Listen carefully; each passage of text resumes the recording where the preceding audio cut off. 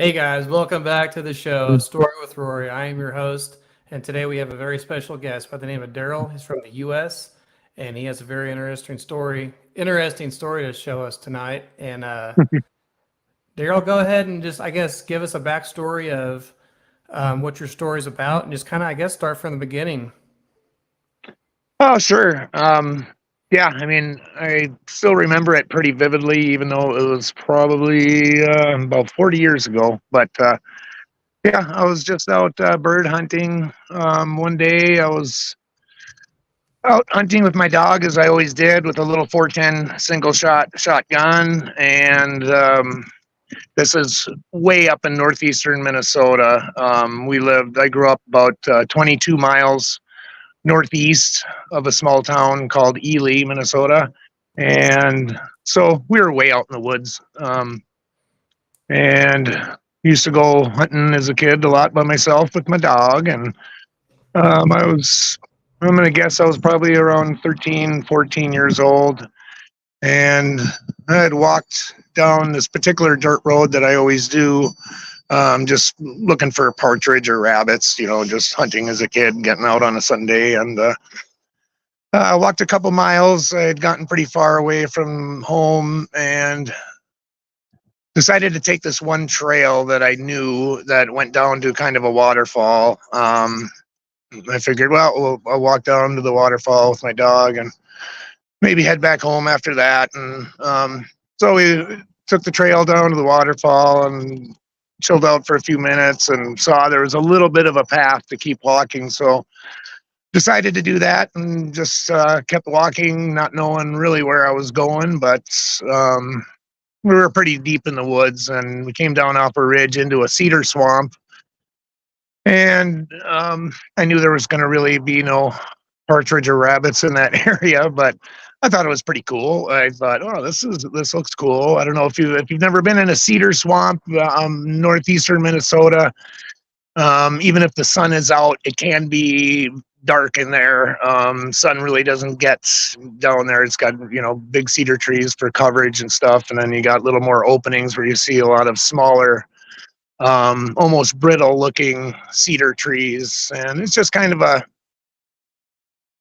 not a real desirable area. But I initially went in there. I thought, oh, this is cool. Maybe I could look for some wolf dens. I came across a wolf den once before, but anyway, yeah. So we started going through this cedar swamp, and I don't know. I started hearing some strange noises in the distance, kind of screams. Can't really describe what it was like, but initially I thought, oh, is that a wolf? No, I could tell it's definitely not a wolf. I knew my animals pretty well, and I thought, well, we got closer. We heard it. It was a little bit closer. Didn't think too much of it, to be honest. And then my dog started acting really funky, and she just she would normally go after wildlife, but she stayed by my side and was just acting weird. And I could hear a lot of brush. I would say probably 40, 50 yards away from us. I could hear a lot of brush moving. And seriously, I'm not kidding. I saw little cedar trees start coming down. I saw some trees moving. And, initially I thought, it's probably a big bull moose. It was in the fall time. That's about when they're in ruts. And being that my dog was kind of staying by my side, she had seen a moose before and she didn't really go after it or anything. And I don't know. I can't explain it, but I remember I just got these chills down my spine, and something seemed pretty funky. It was just something I don't think I had experienced before. I was trying to tell myself it was probably a bull moose. But when I saw, 8, 10, 12-foot trees literally coming down, I swear they came down. They weren't like pushed down and then bounced back up. They just came down and were gone. And I'm seeing, certain parts of these trees come down, and it's in the distance, and I'm trying to really look. And I don't know, man. I think I tried telling myself it was a bull moose, but I knew it was something different. And at that particular time, I think, yeah, I've heard of Sasquatch or Bigfoot and kind of intrigued by it, but didn't really think of it until I saw those trees coming down. And I could smell this really funky smell. And being in a cedar swamp, I thought, maybe it's kind of the ground molding, or not quite sure, but it was a pretty funky smell. But when the trees kept coming down, I mean, I just stood there and I was frozen. And I got a little tiny 410 shotgun that doesn't do anything. It's not going to damage anything besides a little bird. But when I saw those trees coming down, I sat there and my dog was just still with me, just absolutely still. And I listened, and it was definitely not boar footsteps. I could tell the difference at that point. Even though I was like 13 or 14 years old, my parents were big hunters. All my older brothers were. I was pretty well versed in the woods. And just the one thing I really sticks with me is the crashing that you could literally tell. I mean, you could literally tell it was 2 feet. I mean, unless I'm wrong, but it's just, I could tell by the gait that it wasn't really 4 feet. And, I kept telling myself about the moose thing. And if it was a moose, you'd see some trees maybe move and they'd pop back up, that type of thing. If it's a bull moose with antlers, trying to make its way through. And that's another thing. Bull moose usually aren't down in cedar swamps because they're so hard to pass, especially if it's a bull moose with antlers. So, but yeah, so it was really freaky. And when I heard the crashing of what I thought was 2 feet, kind of put it together that with the sounds that I had heard, I hightailed it out of there, and I ran, and my dog took off toward the sound. And I was calling for my dog. She wouldn't come. And I thought I was running for my life, but I didn't know what it was. And I ran all the way home. I was several miles from home. And by the time I got home, I was telling my older brothers about it and everything. And I was really worried about our dog and everything. And, but the dog ended up showing back up, probably a couple of hours later, and she wasn't hurt or anything. But so, yeah, I mean, like I said, it was a long time ago, but I remember that clear as day, and the whole experience. And ever since then, I've really had a fascination with Bigfoot and Sasquatch. And yeah, it's I joined. I guess where we kind of met is in one of the Bigfoot Facebook groups. And I've looked at a few of those groups, and it's mostly people making jokes. And anytime you see people post stuff, it's always a hoax and a joke, and which to me always just diminishes any possibility that people would ever think that they're out there. People joke about it so much, and there's so many hoaxes, and it's kind of a joke. But yeah, so I mean, what happened to me that day was very real. Something I remember every detail all these years later, and it was pretty profound, man. And I really don't, like I said, and at that time as a kid, I guess I was trying to tell myself that it was a bull moose, but I know in my heart that it wasn't. I just know it. I know what deer and four-legged animals sound like when they're running, and it just, I swear, man, I swear it just sounded like 2 feet. It was just boom, just crash, crash, crash, crash, crash. It wasn't crash, crash. I mean, there's a different sound when you have an animal, even walking with 4 legs. But when I saw those trees coming down, I knew it was something very big. And I don't know, man, it just, that moment where I realized this wasn't a moose, and when those chills came down my back, it was an experience that I'll remember for the rest of my life for sure.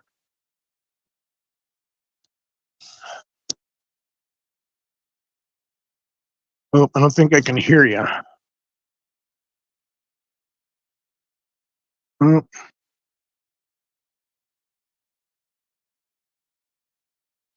Oh, I'm sorry. I'm having some audio. I can't difficulties. I can't quite hear you.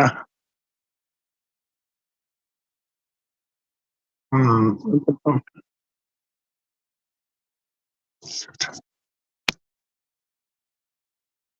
I'm so sorry I can't hear you on your end. Um,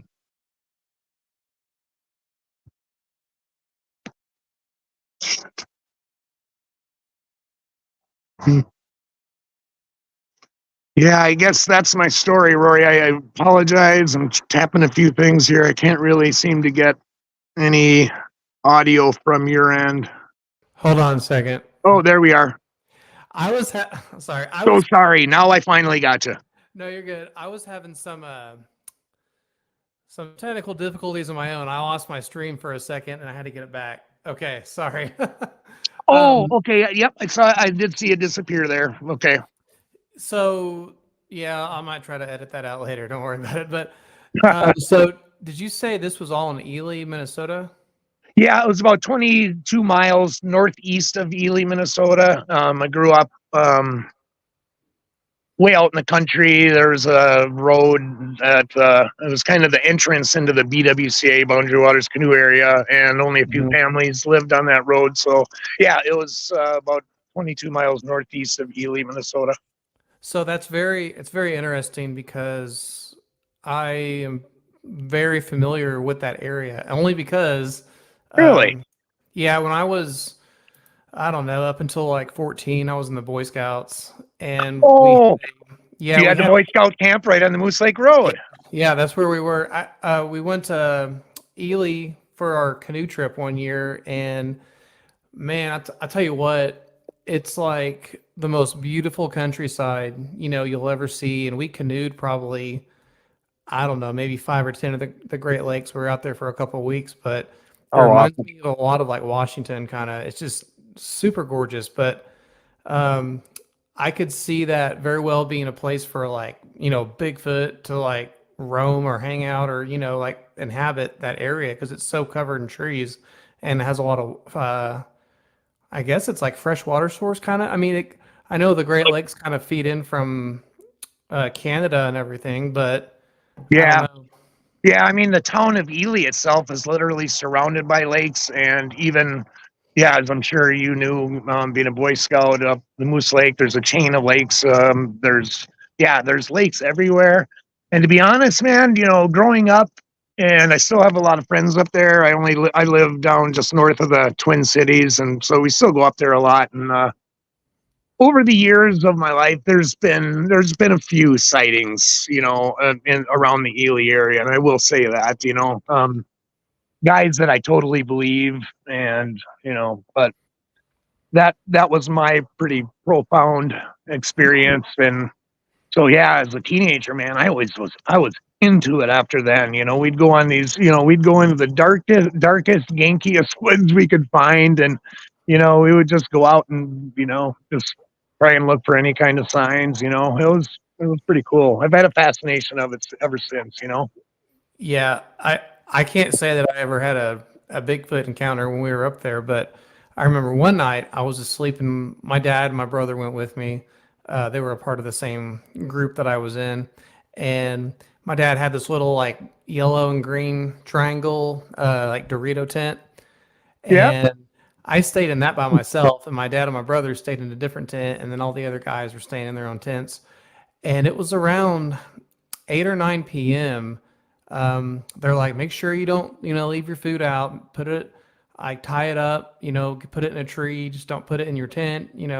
Right. We had nowhere else to put it because we're just out in the middle of nowhere. So it's around 9:30, something like that. We're all trying to go to sleep, and all I remember was hearing these like loud footsteps, just like, and I'm just like zipping up that tent, looking out. Oh yeah. What is it? And it was this giant bear. It was like the biggest, it was like a size of like almost like a small little sedan. This sucker was huge. And it was so dark, it just looked black to me. So I don't know if it was like black bear, brown bear, grizzly, but Yeah, no grizzlies up there. Probably a black bear coming after your food. man, like I'm telling you, I was so scared. And my Especially in dad, a tent by yourself as a kid. yeah, I'd be freaking too. all the kids were whispering, and my dad or one of the scout leaders, I don't remember which one, he says like, guys, be quiet, you know, like just don't say anything, be real quiet, subtle, don't make any noises, distractions, and he'll leave. And so I'm just like praying, like, God, please take this bear away because I was freaking out. And immediately, this bolt of lightning came down right by where we were camping and scared the bear off. Bear was like, Wow. you hear this boom, the bear's just like, and then took off, you know? So it was like, thank goodness. But Maybe you had a little angel from above watching over you or something. I don't know. possibly, yeah, I Wow, believe so. that's a cool story. That's Yeah. because So that was bears are freaked out. freaky when they show up in camp, man. Yeah, but you guys are smart enough to put the food up into the tree. Mm-hmm. But yeah, it was a great time. I mean, yeah, I mean, I didn't get to see anything like or hear anything like Bigfoot, but you know, I've had some. There's been some stuff here um, in the Oklahoma area where you know I've heard things, and there's Man, just things I can't explain. so you don't mind me asking, are you in the Oklahoma area then? Yeah, yeah, like northeast part of the Well, state. why is it? I've There seems to be an incredible amount of possible sightings in Oklahoma. Am I correct? Yeah, Because I think and I've most of been to Oklahoma several times, and it's like, wow, you know, the countryside I saw was, you know, I never saw any real thick woods, you know, but mhm. from what I've heard over the years, and even nowadays, it seems to be like a little bit of a hotbed of sightings. Am I correct? Yeah, so down in the southeast region of the state, the part that so there's a town called don't it's either I think it's Tallahena. Okay. So Tallahena is a little town in the southeast corner of Oklahoma where it's completely wooded. There's actually mountains down there. It's the Kiamichi Mountains Okay, That go into Arkansas, and gotcha. they are it is like super wooded. They're all super tall pine trees with, you know, a mix of all other trees in it. But like there's a town called Hochatown where they actually have sightings on a regular basis. Um, and the Choctaw tribe is one of the tribes that prevalent that Oh, whole area. yep. So they Okay. have a lot of stories too. And but yeah, down there is supposed to be like a huge hotbed for Bigfoot, and they have a convention every year, usually in the town of Honolulu. And yeah, it's wild. I mean, me and my wife went down there once, and it was just like a sight to see. You know, there's just all this tourist stuff and Huh. Bigfoot this, Bigfoot that. But yeah, now as far as the rest of the state, I would say everything from like east of the state, north and south. There's quite a bit of good amount of sightings. I don't know about the west side of the state because it's more like a desert, Right, rocky, flat right. area, and Yep. the east side's more of like a hilly and all that. I mean, as you get north to Kansas, it's not as hilly and it's more flat. But as you get to like middle east, you know, all the way south on the east side, it is like a different state. I recommend if you're ever in Oklahoma, I recommend going down to either like Broken Bow, Wilburton, Hochatown, Honolulu, something like that. They're all kind of in the same, I don't know, like 100-mile radius. So, but it's beautiful. It's absolutely Cool. stunning. Very interesting. Yeah, very interesting. Yeah, I could see that when you mentioned that um in Arkansas, because I was thinking about that, and it's like, yeah, you're right. I suppose that kind of comes into the like the southeastern corner of Oklahoma, right? Southeastern corner. Hmm. Yeah, And yeah. I had a guest on. I don't remember. It was like a day or a week ago, or I'm not sure. It's a few days ago, and he actually had a up close personal Bigfoot encounter where he was like 28 feet or something, like 20 something feet from this guy, and I was kind of imagining that Bigfoot was like standing right in front of him because he said he hopped over a fence, but he said that he hopped over a fence on his flanked side, like on his right or left side. So he was just standing right there, and the guy had no idea he was looking at him until he just like, I guess either heard the thump or smelled something, and then he looked over, and I guess I guess it was him and his grandpa, I think. They were just kind of like shell shocked, and they only had like these like little tiny rifles or something, like something that wouldn't even do anything. But Right. he said they geared up and for war, I guess is what he was telling me. But this happened, I guess, back in I want to say it was like the 70s or something like that. But Mm. it seems like a lot of the Bigfoot stories I have heard, though, where people have seen them, have been in like the 70s. And I don't know what the deal is with It that. seems like the stories that have validity. You're right. I mean, yeah, was there something there that is no longer there? And interesting too. My mom, who isn't a believer, I don't think she's passed now, but my mom and dad were big hunters, and they went out to Idaho, elk hunting. Geez, 30 years ago probably, and Hmm. um, I remember my mom came back and telling us all about the trip, and she said, yeah, there was one freaky night in camp where they'd camp out in these tents, and my mom had to go out in the woods to pee, and so she went away from camp a little bit, and she said she heard a lot of weird screams, and she said it almost sounded like uh, a baby crying, but it was like extremely loud. And she went back to camp, and everybody was sleeping, but they were all up at this point, and they all heard it. And she had asked their guide. They were on a guided trip, and he said he didn't know, what it was, and so never thought nothing of it, And so, Right. like a week or so later, they got a letter from the guide in the mail, and they opened it up, and it was a newspaper clipping from whatever little town it was in Idaho. There was a story about a Bigfoot sighting up in the mountains, like right exactly like at whatever, they weren't using coordinates, but Mhm. whatever crossroads they were there, and their guide, who didn't believe in Bigfoot either, from what my mom told me, thought it was interesting enough to cut the article out and send it to my mom and dad. So I thought that was cool. I would remember telling my mom, that was Bigfoot. I don't know what the hell it was, but Yeah. Well, but that's cool. That's really that cool. was a pretty cool story. Definitely. That's awesome. Like it's the little things like that, that entertain and that just keep that, Yeah, you got a little question mark, going. little mystery, could it have been? And but like you say, to be honest, that was 30 plus 30, 40 years ago. So I mean, it was a long time ago. Kind of like my encounter.